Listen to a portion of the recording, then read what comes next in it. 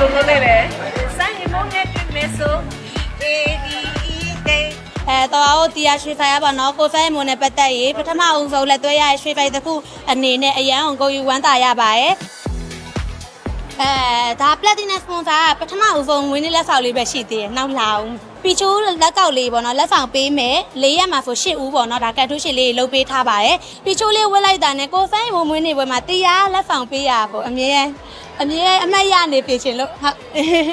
ကိုဖိုင်မိုးရဲ့ဒီပရိသတ်တွေကိုလည်းတော်တော်ချစ်ဖူးဖက်ချင်တယ်ဒီလိုမျိုးသူ့မင်းသားလေးအတွက်အားပေးရတဲ့သူပေါ့နော်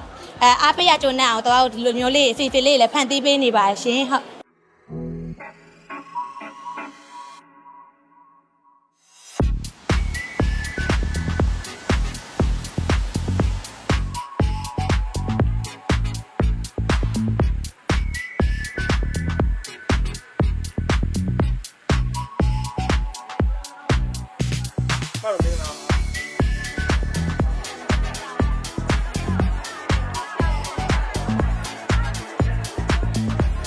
ဒီနေ့ဆိုရင်တော့ဒီကိုဖိုင်မိုးရဲ့မွေးနေ့ပွဲလေးမရောက်ခင်နေရပါတော့တော့ဒီကိုဖိုင်မိုးရဲ့မွေးနေ့ပွဲလေးမှာ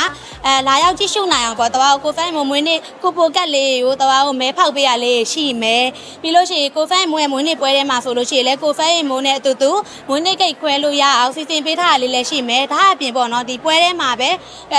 ဒီကတ်ထူးရှင်2ဦးပေါ့နော်တနေ့မှာ2ဦးပီချိုးလက်ကောက်လေးပေါ့နော်လက်ဆောင်ပေးမယ်4ရက်မှာဆို8ဦးပေါ့နော်ဒါကတ်ထူးရှင်လေးလုပ်ပေးထားပါတယ်အပြင်မှာလည်းတော့ဒီတိုင်းကက်ဆမ်မဲလေးလည်းထပ်ဖန်တီးပေးထားပါတယ်ပေါ့နော်ဟုတ်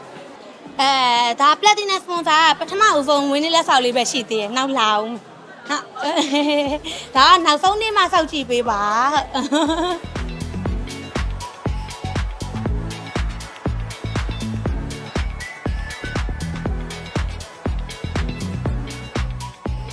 တီတာကဒီလိုပါဟိုစိုင်းမှုပထမဦးဆုံး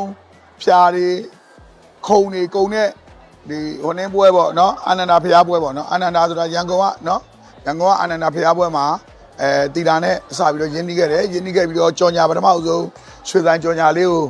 ဈေးနဲ့ပထမဦးဆုံးစရိုက်ခဲ့တဲ့ကြော်ညာလေးပေါ့နော်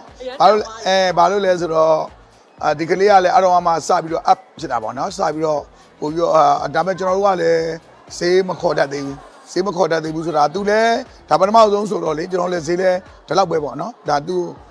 ကြော်ညာတွေအများကြီးလိုက်လာမှလာကျွန်တော်ကဈေးကမြင့်သွားတာပါဟုတ်ကဲဆိုကြပါအောင်ဘယ်လိုလုပ်လဲလဲစိုင်းမုန်းနဲ့တွေ့မယ်ဆို BADE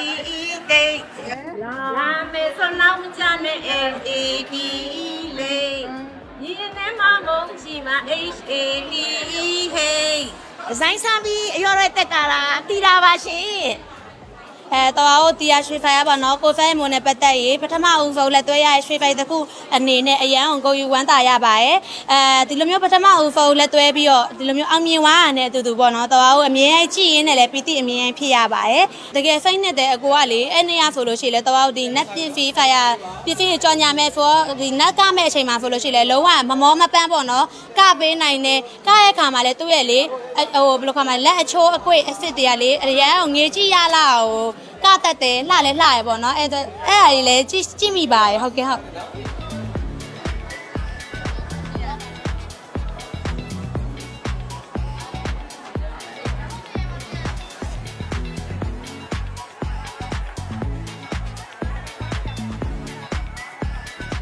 နေတိုင်းပေးသွားမှာ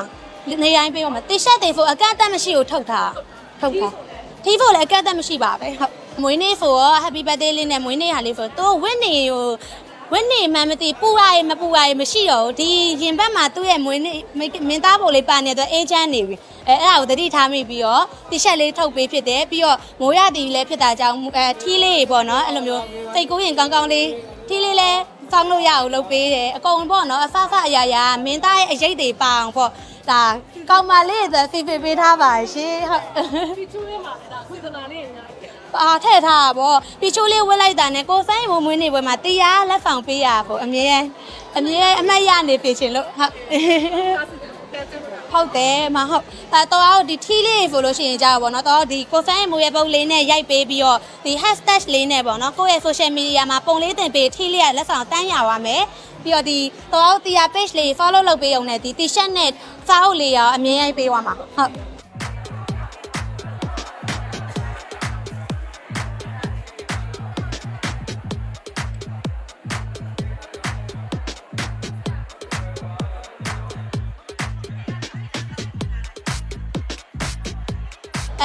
တော့ငကိုရမြန်မာဖက်တပင်ကိုသဘောကျနှစ်သက်တဲ့သူဖြစ်တဲ့အတွက်ဒီလိုမျိုးမြန်မာရိုးရာကိုထိမ့်သိမ့်ပေးနိုင်တဲ့မင်းသားတက်လက်ဖြစ်နေတဲ့ကိုဖန်းရင်မို့လည်းအမြဲတမ်းဂုဏ်ယူပြီးတော့အားပေးနေပါရဲ့လို့ဟုတ်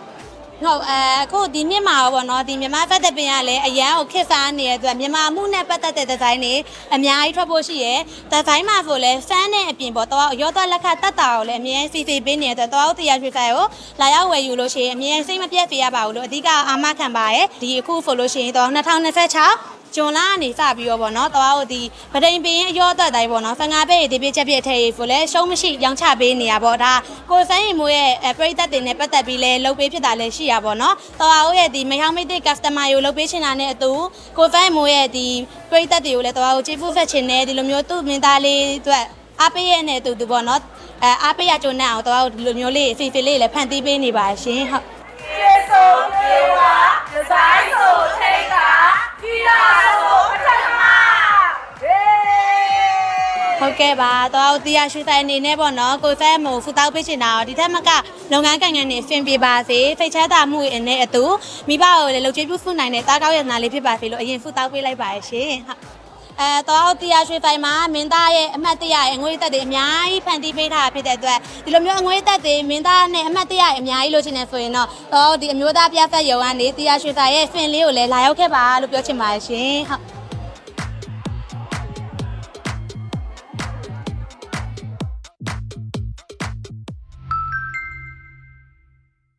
ဒီဇိုင်းဖန်ပြီးရောတော့တတာတီးတာ